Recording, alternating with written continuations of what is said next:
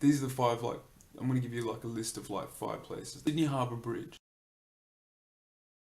Now, I've driven past it, I've driven under it twice. And driving through the Sydney Harbour Bridge, I made a wish.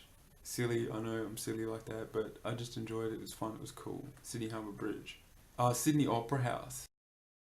Been to Sydney Opera House a couple of times, and every time that I've been there, well, on the one occasion that I went there, there's railing around the side of the Sydney Opera House. There's railings so that you don't fall into the harbour. The bottom bar, I put my hand on and I ran the Sydney Harbour Bridge. So if anyone's been there to Sydney Harbour Bridge, if anyone's been to Sydney Opera House, check it out. I've been there, and that was cool. That was cool. Sydney Harbour Bridge, QE1 building in Gold Coast. Of the times I've been there, I've driven past the QE1 or the Q1 building. I've never actually been in the Q1 building. Where this conversation is going really well. It's sounding like something completely different. But I've driven past Q1. I just like driving past. I like driving past landmarks and just admiring the fact that there's these landmarks like that. People built these huge buildings and whatnot like that.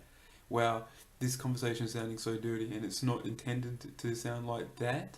Shut the fuck up. I'm not intending for it to sound like that, but it's just sounding dirty. Anyway, Perth for like years, right? It's now called the Bankwest Building, but it used to be called the R&I Building, like back in the day, like years, right? It was like the tallest building in Perth. Perth, we're a country town, right? We're a hick town. Well, I don't want to say that like in a nasty way, but like I'm just like I'm just throwing it out there anyway. So Perth R&I Building. I remember when we first moved to Perth. It was 1991, September 91. We drove from Kalgoorlie to Perth, and I remember like one of the questions I asked Mum was like, Mum, I've never ever been to the R&I building. Can I please just, can we just go, can we just touch the building? Can I just touch the building? So, wow, this conversation is becoming dirty, unintentionally. So there you go, R&I building. See what I'm saying? This conversation is just dirty. So I don't know where we're going with it, but we're gonna try.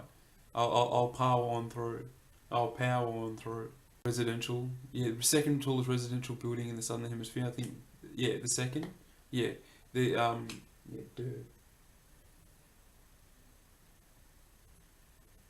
duh. And last but not least, we can't forget Melbourne. The Eureka Sky Deck, second tallest building in the second tallest residential building in the southern hemisphere,